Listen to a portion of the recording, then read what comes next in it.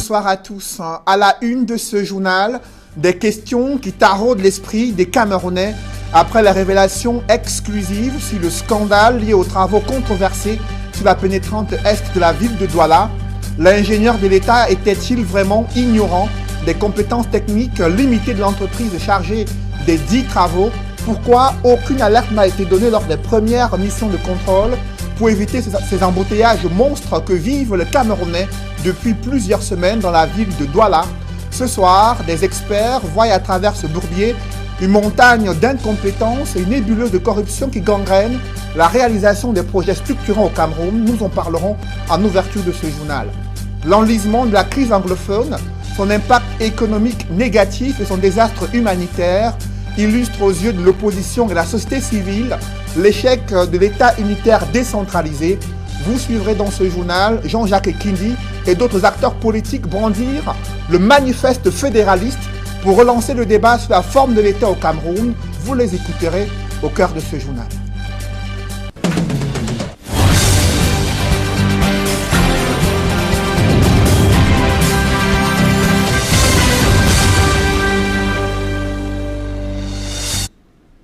Merci de suivre cette édition complète de l'information sur Equinox Télévision. Vous l'avez suivi en exclusivité dans ce journal, le ministre des Travaux publics qui a fait savoir son ignorance de l'entreprise en charge des travaux sur le tronçon visant la réhabilitation de la pénétrante est de Douala. L'ingénieur de l'État était-il vraiment ignorant des compétences techniques limitées de l'entreprise chargée des 10 travaux? Des experts estiment que l'ingénieur de l'État était parfaitement au courant au regard de projets mis en place depuis de nombreux mois visant à améliorer les conditions de déplacement des populations dans la ville de Douala. Et autre question qui reste encore floue dans l'esprit des Camerounais, pourquoi aucune alerte n'a été donnée lors des premières missions de contrôle pour éviter ces embouteillages monstres que vivent les Camerounais? Comment en est-on arrivé là? Élément de réponse avec Sylvestre Zangaou dans ce reportage. Il a eu à construire les routes où déjà dans le monde? Cette question du ministre des Travaux publics au responsable de l'entreprise maître d'œuvre du chantier de construction de la pénétrante est de Douala suscite des interrogations. Comment un ministre en charge des travaux publics peut-il laisser croire qu'il ignore la compétence d'une entreprise dont il a reçu le dossier technique? Pour Edmond Kuati, un économiste qui a travaillé avec le Conseil national de la route, cette question du ministre Nganou Djoumessi n'est que pure diversion. C'est une attitude théâtrale. Pourquoi? Parce que déjà, il faut souligner que le ministre, c'est l'ingénieur de l'État. C'est lui qui encadre, au moins sur le plan technique, la préparation du dossier d'appel d'offres. C'est lui, ça se fait sous son contrôle. Et donc, même si ce n'est pas lui qui encadre le processus d'attribution, parce que quand il a préparé le dossier, il le met à la disposition du ministère des Marchés publics. Donc, que ce soit à la commission, que ce soit à la sous-commission technique ou à la commission d'attribution, il y a un représentant, n'est-ce pas, du ministère des Travaux publics qui est dans tout le processus. L'on pourrait peut-être aussi comprendre les batailles qu'il y a eu pour le choix du maître d'œuvre de ce chantier. Ce marché a fait l'objet de quelques querelles entre le ministre des Travaux publics et le ministre d'antan, le ministre de l'époque, n'est-ce pas, des marchés publics, le ministre Abassadou. Ils se sont tiraillés, lui ayant une préférence pour une entreprise, je ne vais pas la citer ici pour ne pas lui faire de la publicité, et le ministre des marchés publics de l'époque, Abassadou, avait de la préférence plutôt pour cette entreprise chinoise. Et donc finalement, le ministre des Travaux publics est sorti perdant dans ce bras de fer, et je crois qu'aujourd'hui le fait qu'il soit sorti perdant fait en sorte qu'il veuille un peu régler ses comptes et donner l'impression que le choix de l'entreprise a été mal fait et justement qu'il n'était pas au courant. Ce n'est pas vrai, ça ne peut pas être vrai. S'appuyant sur la fiche de projet au 30 juillet 2019, l'économiste affirme tenir la confirmation que le ministre des Travaux publics mène l'opinion en bateau. Il est remarqué que en date du 6 au 7 mars, l'entreprise a reçu effectivement une mise en demeure, et entre le 6 et le 7 mars, il y a eu, n'est-ce pas, une évaluation qui a été jugée globalement non concluante. C'est ce qui est contenu dans le document. Donc, le ministre ne peut pas aujourd'hui nous faire croire qu'il est totalement ignorant de tout ce qui s'est passé avec cette entreprise chinoise aujourd'hui. Ce n'est pas parce qu'il y a des dégâts qu'il veut se dédouaner. Quel que soit ce que laisse croire ou pas le ministre des Travaux publics, le calvaire des usagers de la route demeure à la pénétrante est de Douala. Au-delà de la capitale économique du Cameroun, le département du Noun a lui aussi mal à ses routes. Les populations de Foumbot crient leur ras-le-bol face aux bourbiers observés dans cette localité et qui paralysent à la fois les activités agricoles et commerciales. Même les propriétaires des engins à 2 roues ont du mal à se déplacer dans la ville de Foumbot. C'est du moins le reportage qui est signé Mama Soufor et Gladys Sidi. Voici ce à quoi sont confrontées au quotidien les populations de Foumbot, dans le département du Noun, région de l'Ouest Cameroun. Les automobilistes sont pris au piège des bourbiers géants. Ce gros porteur, par exemple, à en croire des témoins, a passé 3 jours au même endroit. On ne sait même pas quand est-ce qu'on va sortir. Voyez vous-même les états de la route. On ne sait même pas à quelle heure on va sortir. Voilà le pain qu'on a chargé dans la voiture pour aller livrer. Voilà l'état de la route. Regarde le camion qui a fait 3 jours ici là, à cause de l'état de la route. C'est comme si le gouvernement a abandonné ce côté. Même les motos, désormais seul moyen de transport des marchandises, ont du mal à circuler. Les conducteurs n'ont pas d'autre choix que de garer leur engin ou de faire demi-tour.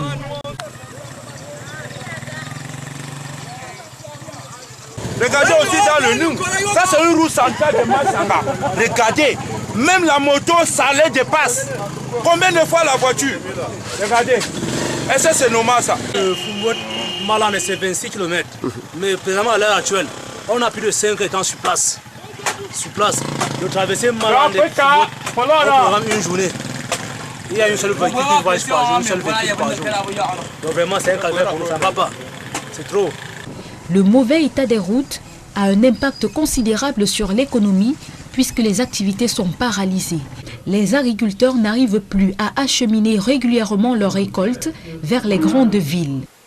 Par rapport aux difficultés que nous avons, par rapport au découlement de nos produits pour la ville, nous subissons pas mal de tracasseries, puisque vous-même vous avez vu l'état piteux de la route, donc qui interpelle le gouvernement, la commune de Foumbot en particulier. Nous ne vendons rien maintenant là. Quand il y avait la route là, nous on vendait très bien. Maintenant là, il n'y a plus d'activité. La route est coupée, il n'y a rien. Nous ne vendons rien. Il n'y a plus rien maintenant, il n'y a plus d'activité.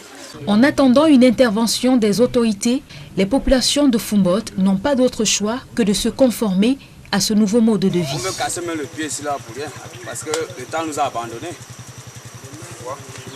Titre, l'enlisement de la crise anglophone, son impact économique négatif et son désastre humanitaire illustrent au jeu de l'opposition et de la société civile l'échec de l'État unitaire décentralisé. Des acteurs politiques et acteurs de la société civile se sont retrouvés à Douala afin d'établir ce constat et de se projeter dans l'avenir. Jean-Jacques Ekindi et d'autres acteurs politiques brandissent un manifeste fédéraliste comme la solution à long terme pour mettre fin aux multiples crises décriées au Cameroun. Sur l'enjeu d'une telle initiative, je propose de suivre Jean-Jacques Ekindi, coordonnateur du mouvement progressiste. Il y a urgence, il y a extrême urgence. La solution à cette crise doit être envisagée en 2 étapes. Première étape, les solutions à court terme, voire à très court terme. C'est dans cette veine que s'inscrit un dialogue inclusif, mais lui-même gradué. L'État du Cameroun et toute l'organisation du peuple doivent se structurer de manière à éviter et prévenir d'éventuelles crises et à les résoudre au cas où elles surviendraient. Et ce manifeste fédéraliste relance le débat sur la forme de l'État, enjeu crucial pour mettre fin aux multiples crises sociopolitiques décriées au Cameroun, notamment la crise anglophone. Je vous propose à présent de suivre quelques points saillants de ce manifeste fédéraliste qui a été présenté lors d'une initiative lancée par l'honorable Jean-Jacques Ekindi. Chaque État fédéré comportera A. au niveau central d'une administration composée de 3 branches élues, c'est-à-dire le législatif, l'exécutif et le judiciaire. B. Au niveau régional, 1. Le département bénéficiant d'une administration élue avec 3 branches, c'est-à-dire l'exécutif, législatif et le judiciaire. 2. Un collège permanent de chefs traditionnels. C. Au niveau local, 1. Les municipalités dirigées par un conseiller municipal, un maire, une justice municipale. 2. Un collège permanent de chefs traditionnels. Les relations entre les instances seront réglées par les prescriptions constitutionnelles, les tribunaux et les accords entre parties. Le principe de subsidiarité guidera la relation entre les instances fédérales, les instances centrales, les instances régionales et les instances locales. 5e, la gestion financière de la fédération veillera à la viabilité de l'État fédéral, des États fédérés, des départements et des communes. Dans ce chapitre politique, le torchon brûle entre le professeur Nkoumvondo et Cabral Libye, alliés politiques durant l'élection présidentielle. Leur accord se fissure et leur divergence politique a éclaté au grand jour, à tel point que Cabral Libye s'est désormais engagé à la tête du PCRN pour les prochaines élections locales. Ce choix, porté vers une autre formation politique au détriment du parti Univers, n'a pas du tout plu au professeur Nkoumvondo. Dans sa lettre au vitriol adressée à Cabral Libye, il enflamme le débat entre les partisans des deux camps. C'est du moins le constat que font Élisée Bogba et Guy Zogo dans ce reportage. Ce qui était considéré jusqu'ici comme des malentendus entre le professeur Nkoumvondo du parti Univers et Cabral Libye, candidat investi par le parti Univers à la présidentielle de 2018, s'étale désormais sur la place publique en des termes virulents. C'est une lettre du professeur Nkoumvondo adressée à Cabral Libye qui confirme cette réalité. Ça fait aujourd'hui 1 an. 1 an pratiquement que le professeur Nkoumvondo est lynché dans les médias par Cabral Libye et ses hommes, lynché dans les réseaux sociaux par Cabral Libye et ses hommes, et je pense que finalement le professeur a eu ras-le-bol. Jusqu'ici, explique-t-on au parti Univers, les accusations des pro-Cabral se sont accumulées contre le professeur Nkoumvondo, notamment sur l'utilisation de l'argent de la présidentielle, la responsabilité du raté du dépôt dans les délais du dossier du contentieux post-présidentiel de Cabral Libye, la fabrication d'une fausse lettre de félicitations et d'aider la sortie de Cabral Libye sur les réseaux sociaux. À la suite d'une publication circulant sur les réseaux sociaux, ils accusent le professeur Nkoumvondo d'être responsable de leur turpitude et de tout ce qu'ils rencontrent sur le terrain dans le cadre de leurs activités politiques.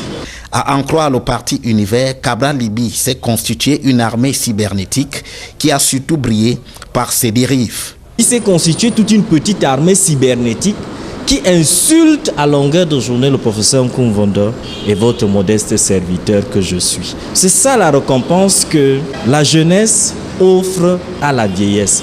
Voilà donc l'exemple de cette jeunesse qui veut gouverner. Une jeunesse ingrate, une jeunesse hypocrite, une jeunesse fourbe. Ce qui, à la longue, ajoutons dans le camp du parti Univers, a fini par exaspérer le professeur Nkoumvondo de se voir trahir de la sorte. Le professeur Nkoumvondo, homme généralement tempéré, pondéré, a été fatigué de se voir traîner dans la boue par celui-là qu'il avait encadré comme un bon père de famille et qui s'est retrouvé malheureusement en train de le trahir depuis si longtemps. Mais loin d'évoquer la rupture, Univers appelle au respect de la convention avec Cabral Libye. Pour le moment, de facto comme de jure, la convention continue, a produit ses effets. Nous attendons que les différentes parties exécutent leurs obligations, particulièrement ceux qui insultent le professeur Nkoumvondo dans les réseaux sociaux. Du côté de Cabral Libye, la porte-parole Anne-Fegonde Noa-Biloa explique que le mouvement 11 millions de citoyens prend acte de la sortie du professeur Nkumvondo tout en regrettant la mauvaise appréciation qu'il fait de certains éléments factuels qu'il évoque. Enfin, elle précise que le mouvement 11 millions de citoyens ne présentera aucun candidat aux municipales et aux législatives de l'année prochaine. Peut-être un signe de décrispation, dans une publication sur les réseaux sociaux, Cabral Libye appelle les siens à s'abstenir de toute attaque contre le professeur Nkumvondo. Parlons à présent de cette épidémie de choléra qui fait rage au Cameroun. Plusieurs personnes ont trouvé la mort dans les régions septentrionales après avoir contracté cette maladie.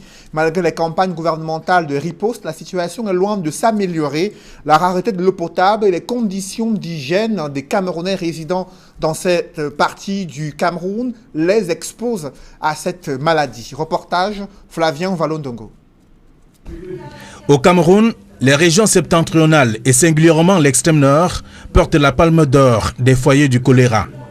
L'absence d'eau potable et la rareté du précieux liquide en saison sèche sont des facteurs qui favorisent l'épanouissement des bactéries et germes à l'origine de la maladie. Au cours des mois de juin et juillet 2019, aucun cas de choléra n'a été détecté. Mais curieusement, bien avant le lancement de la campagne de vaccination gratuite contre le choléra initiée par les pouvoirs publics, 19 cas de choléra ont été enregistrés et immédiatement pris en charge dans les formations sanitaires spécialisées de la région un mois plus tôt. Présenté parfois comme maladie de la honte parce que épanoui dans les milieux sales et où l'eau potable est presque inexistante, le choléra qui a connu plusieurs phases d'épidémie au Cameroun a déjà fait plusieurs morts. Des campagnes de sensibilisation engagées par des décideurs invitant des populations à cultiver la propreté à tous les niveaux n'ont certainement pas prospéré parce que ayant connu des essoufflements. Le ministre de la Santé publique trouve ainsi un autre front de combat contre le choléra dans le septentrion. Les 50 morts enregistrés dans cette partie du pays en mai dernier pourraient voir la liste s'allonger avec la saison des pluies qui bat son plein dans l'extrême nord.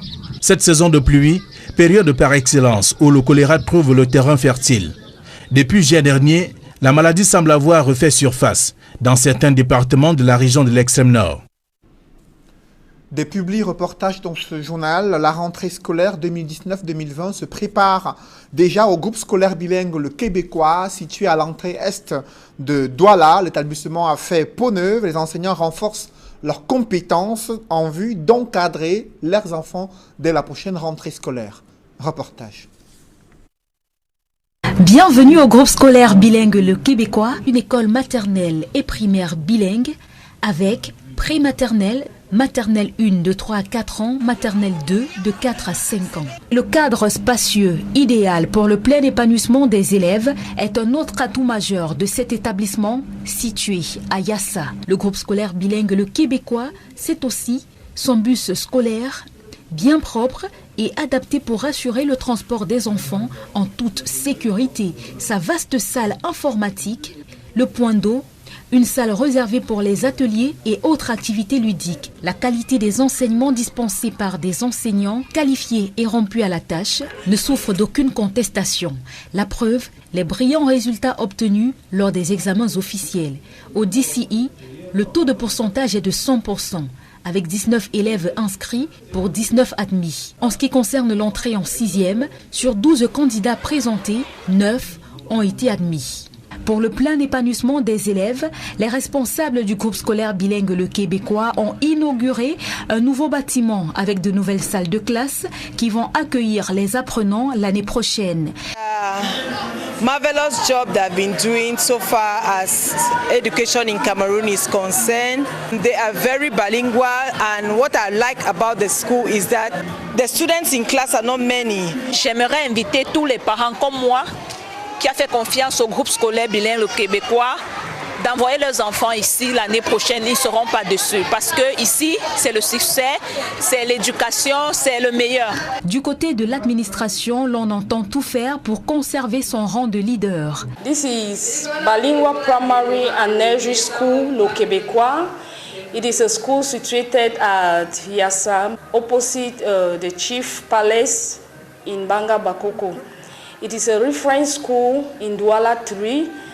It is a place to be, and I want to call all parents who are watching me right now that Groupe Scolaire Bilingue Le Québécois is a school with all its multiple activities. In class 6, we have 100% in the common entrance exams, and in cours moyen 2, we have 81.1%. So, which makes it all a reference school. Ça a été une belle fête. C'est ici l'occasion pour moi de dire une fois de plus merci à tous ces parents-là qui, une fois de plus, ont fait confiance au groupe scolaire bilingue Le Québécois. Nous prenons l'engagement de toujours donner le meilleur de nous pour l'épanouissement de ces enfants. Le groupe scolaire bilingue Le Québécois s'est fait une place de choix au fil des années dans un univers hautement concurrentiel. Grâce à sa dynamique et brillante équipe d'enseignants qualifiés et rompus à la tâche, et le cadre spacieux, idéal pour le plein épanouissement des élèves, est un autre atout majeur de cet établissement.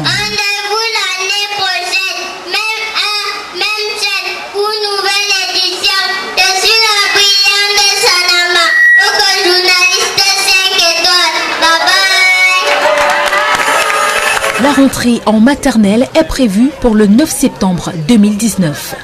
Pour la rentrée scolaire 2019-2020, une seule adresse, le groupe scolaire bilingue Le Québécois. Des étudiants de l'Université des Montagnes ont reçu leur ordinateur portable issu de la campagne gratuite de distribution de ces appareils initiée par le président de la République. C'était lors d'une cérémonie riche en sons et en couleurs. Reportage. Devant des étudiants impatients, le préfet d'Undé donne le coup d'envoi de la distribution des ordinateurs Paul Biya à l'Université des Montagnes. Il a fallu du temps pour que ces étudiants touchent eux aussi du doigt l'effectivité du don présidentiel, d'où la joie débordante qui s'est emparée des élus du jour. Vous voudriez bien, et c'est là même la quintessence de mon propos, transmettre à son Excellence M. Paul Biya, chef de l'État, premier intellectuel camerounais, nos sincères remerciements. Ce sont au total 200 ordinateurs estampillés PBHEV qui ont été remis aux étudiants, à charge pour ces derniers d'en faire un bon usage dans le cadre de leurs recherches et autres activités académiques à l'Université des Montagnes. Je puis vous dire que toute la communauté étudiantine udémoise est très contente. L'attente a été longue, mais comme le dicton le dit, mieux vaut tard que jamais. Aujourd'hui, nous sommes très contents et comme je l'ai dit dans mon précédent propos, les étudiants en feront bon usage. En félicitant les étudiants pour la patience dont ils ont fait montre jusqu'ici, le représentant du ministre de l'Enseignement supérieur leur a demandé de capitaliser l'opportunité qui leur est offerte à travers le don présidentiel. Qu'ils portent l'étendard de l'Université de Montagnes très haut. Vous savez que dans le paysage des institutions privées d'enseignement supérieur, l'Université de Montagnes occupe une place extrêmement importante. Et il est important que la notoriété de cette université continue à rayonner à travers ses étudiants. Rappelons que c'est dans le cadre du plan triennal jeune que le président de la République a décidé d'octroyer gratuitement 500 000 ordinateurs portables aux étudiants des universités publiques et privées du Cameroun. Jusqu'ici, plusieurs institutions d'enseignement supérieur ont déjà été servies. C'était au tour des étudiants de l'Université des Montagnes d'être honorés dans une ambiance festive qui a laissé éclater la joie des uns et des autres.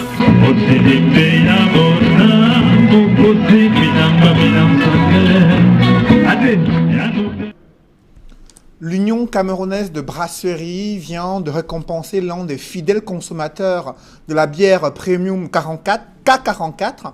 À l'issue d'un tirage au sort, Olivier a remporté une berline et de nombreux autres lots ont été distribués aux différents fidèles consommateurs de la K44 lors d'une cérémonie riche également en sons et en couleurs à Douala. Reportage.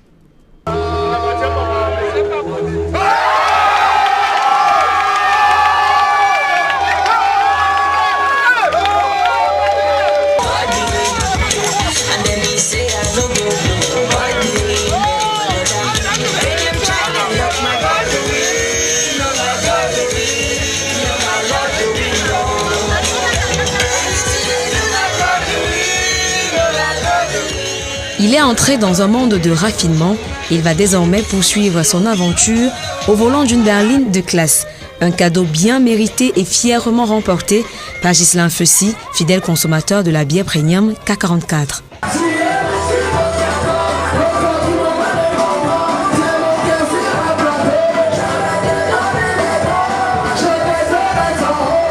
C'est entouré de leurs proches et du top management de l'Union camerounaise de brasserie que les 3 compétiteurs, détenteurs de la capsule Drink 8 Class, ont participé au jeu qui les a départagés. Après le mot de bienvenue, place au jeu proprement dit qui s'est déroulé en 3 étapes. La première déterminait l'ordre de passage, la deuxième qui consistait à avoir un coupon Drink 8 Class pour continuer l'aventure, à éliminer M. Kem Eric qui pour sa part a tiré la boule C'était cool. Ce dernier est tout de même reparti les bras chargés de nombreux cadeaux, dont une enveloppe d'un montant de 40 000 francs CFA. Nous encourageons l'ensemble des consommateurs de K44 qui ont participé à cette promotion. Tout le monde ne pouvait pas gagner, il y avait un véhicule en compétition. Et nous rassurons également nos clients que des activités sont en préparation pour pouvoir leur permettre de participer également aux différents événements de K44. Vient ensuite le moment de suspense. Il nous reste 2 candidats qui, pour la 3e et dernière étape, doivent tirer dans l'une de circonstances 2 boules contenant chacune une clé identique. Le principe était simple, celui dont la clé devait ouvrir la voiture était le grand gagnant. Après vérification par maître Ndjoumé, huissier de justice à Douala, que la voiture était bel et bien fermée, les 2 finalistes et leurs invités se sont regroupés autour de la dite voiture pour assister à ce moment exceptionnel qui a vu le rêve de Ghislain Feussy s'accomplir. Une berline élégante qui lui donnera certainement, ainsi qu'à tous ses proches, plus de raisons de consommer la K44 avec classe, mais aussi avec modération. Les mots me manquent réellement pour parler. Je suis très ému, très content et je remercie grandement la société, le groupe Kadi, le groupe UCB et je les remercie d'avoir mis K44 sur notre chemin et sur le marché et je les remercie aussi pour cette voiture qu'ils m'ont offert ce soir. Merci pour tout. C'est avec beaucoup de joie que le directeur général de l'Union camerounaise de brasserie, en compagnie de la présidente de la fondation Fouatoula Kajide Fosso, lui ont remis les clés de ce splendide véhicule, accompagné d'un bon de carburant à utiliser dans les tout prochains mois. We have done it again. We have done it before. I will continue to do it. The issue is that social responsibility is part of our commitment. And it's a very big commitment. We have just started with it with a K44. Of course, it's about 3 years old. We launched it when UCB was about 44 years old. And this is a live presentation of the gift.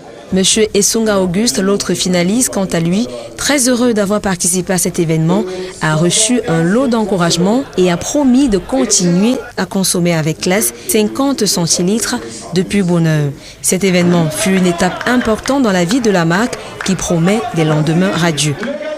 La K44 espère pouvoir continuer à récompenser la loyauté de tous ses consommateurs qui sont authentiques, classe et toujours prêts à vivre cette belle aventure avec nous. Une soirée exceptionnelle pour une marque contemporaine, K44 Drink 8 Class. Mesdames, messieurs, c'est la fin de ce journal. Merci d'avoir suivi. Juste après cette édition de 20h, retrouvez Serge Alain Autou et ses invités pour le débrief du journal sur le plateau d'Equinox Soir. Serge Alain. Désaccord parfait entre le professeur Koumvondor et Cabral Libby. Le professeur Koumvondor, président du parti Univers, a rappelé dans une lettre ouverte l'accord qu'il a conclu avec Cabral Libby avant l'élection présidentielle. Il estime que cet accord tient encore pour les élections législatives municipales à venir. Et vous avez suivi dans ce journal comment l'un des responsables du parti Univers se plaint des attaques venant de certains proches de Cabral Libby.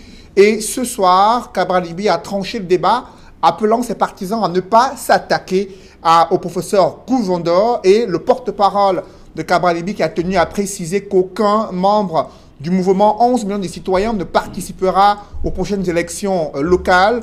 On n'en a pas fini de parler de ce feuilleton politique. Serge Alain. Manifeste fédéraliste pour le parti de Jean-Jacques Ekindi en vue d'une sortie de crise définitive. Alors que le gouvernement s'accroche à l'État unitaire décentralisé, des acteurs politiques comme Jean-Jacques Ekindi et d'autres acteurs de la société civile s'engagent dans un manifeste fédéraliste qui, selon eux, est la solution à long terme aux multiples crises que rencontre le Cameroun. Ils appellent d'abord à un dialogue inclusif qui doit être gradué, selon les propos de Jean-Jacques Ekindi, et dans lequel il estime que les populations du Nord et du Sud-Ouest doivent jouer un rôle primordial, tout comme le gouvernement camerounais. Voilà, on a toujours en mémoire ces images du ministre des Travaux publics hier.